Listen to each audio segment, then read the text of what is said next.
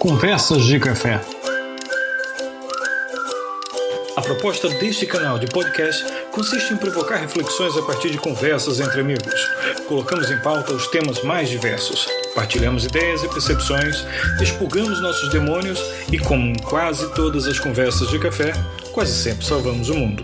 Então, Pascoal, quer dizer então que nós temos hoje para refletir uma obra de Zygmunt Bauman, que é intitulada Modernidade Líquida.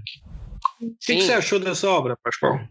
É uma obra, creio eu que a edição inicial, a original, é de 1999, não é, Rony? Corrija-me se eu estiver enganado. E acho que está bem atual, porque fala entre outras coisas, no individualismo e na maneira como as pessoas se relacionam também em relação ao trabalho, e acho que tem aspectos bem atuais, não acha? Sim. E é interessante porque ele faz uma discussão dividindo a modernidade líquida da modernidade sólida, não é isso, Pascoal?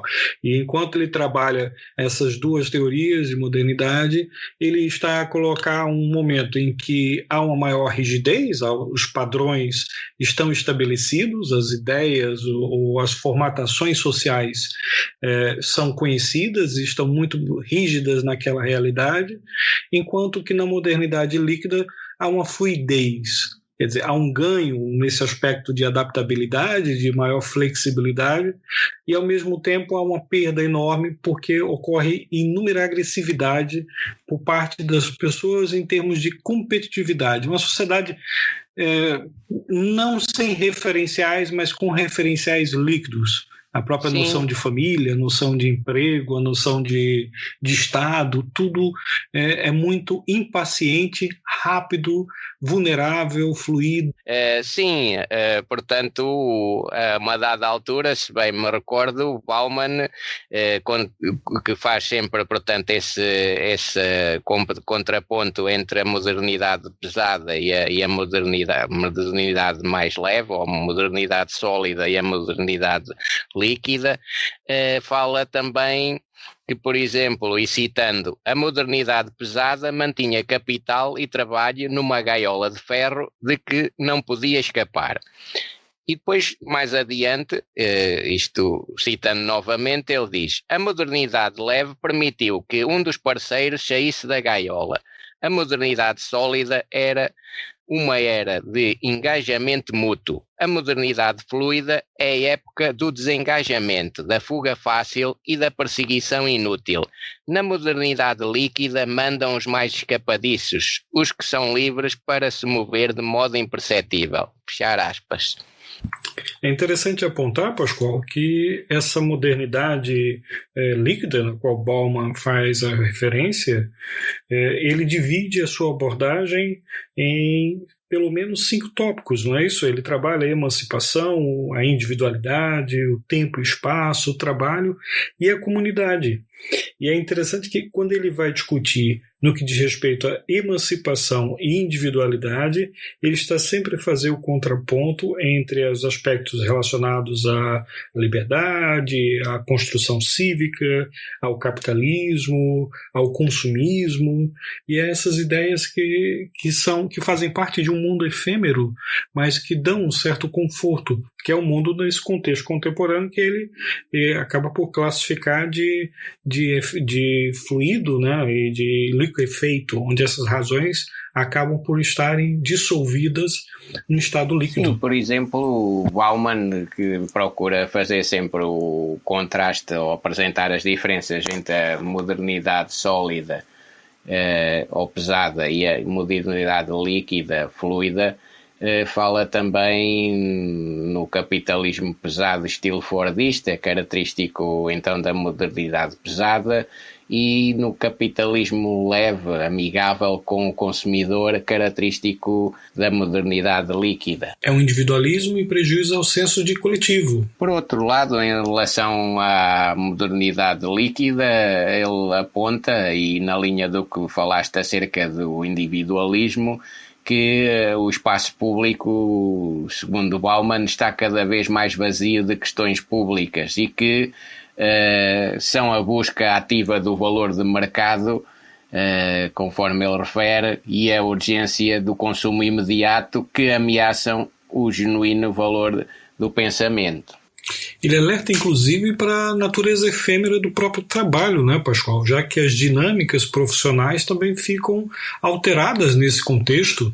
Em relação ao trabalho, também há alterações que Bauman refere, portanto, a perda da centralidade que lhe era atribuída na modernidade sólida. O trabalho na modernidade líquida passou a adquirir também, como ele refere, um lado de outras atividades da vida, uma significação, diz Bauman, principalmente estética, portanto, em que está mais relacionada com esperar-se que o trabalho seja satisfatório por ele próprio, não é? A crise dos valores que ele aponta, ele também direciona para a crise do próprio senso de comunidade, não é, Pascoal? Do senso de grupo social. A uma dada altura, ele também refere que corpo e comunidade são os últimos postos de defesa no campo de batalha cada vez mais deserto, em que a guerra pela certeza, pela segurança e pelas garantias é travada diariamente e sem tréguas. Fim de citação. Portanto, na lógica do que também já tinhas referido. Fazendo-me aqui uma nova citação também do autor, ele diz que, abrir aspas, a nova solidão de corpo e comunidade é o resultado de um amplo conjunto de mudanças importantes subsumidas na modernidade líquida. A mudança no conjunto é, contudo, de particular importância. A renúncia, adiamento ou abandono pelo Estado de todas as suas principais responsabilidades em seu papel como maior provedor. Fechar aspas. Portanto, temos aqui também a referência que realmente o Estado deixou de poder prover todas as principais responsabilidades, um fenómeno que é observável em muitos países com digamos as questões que têm a ver e que estão associadas também às dívidas públicas, chamadas dívidas soberanas, não é? Essa modernidade levou a uma reformulação do diálogo entre sociedade, Estado e os seus impactos com a economia, não é, Pascoal? Que acaba gerando insegurança. A modernidade líquida é um mundo de incerteza em que realmente Bauman fala novamente, portanto, dos serviços de certeza que antes eram prestados também pelo Estado e que vão-se também erudindo, segundo estou também a interpretar bem o que o autor queria dizer, não é? Essa insegurança termina por também acelerar o próprio processo de efêmero dessa sociedade líquida, né, Pascoal? Onde o agora ele acaba por sempre ter o protagonismo da situação. Tudo é para este momento. Também já tinhas falado sobre a velocidade e o autor refere que a liberdade da política do Estado é incansavelmente erodida, ou portanto, se me estou a lembrar, é incansavelmente erodida por novos poderes globais providos de terríveis armas de extraterritorialidade, velocidade de movimento e capacidade de evasão desses, no fundo, a questão talvez que o autor se queira referir às novas tecnologias que também existem disponíveis, em que os Estados, através de meios tecnológicos, estou-me a lembrar, por exemplo, dos satélites, e exercem espionagem uns sobre os outros. Pascoal, a crise da modernidade, ela naturalmente também é uma crise dos Estados, né, das suas estruturas sociais. E é natural que nesse contexto as questões armamentistas, as questões políticas ou geopolíticas também ganhem dimensão e passam a ser consideradas pelos seus países. É curioso porque quando ele faz essa colocação, mais uma vez, o que a gente está colocando em causa é a velocidade, é o fato do agora ele ganhar uma excelência desse momento. No fundo, o Bauman também refere, portanto, a questão da globalização. No fundo,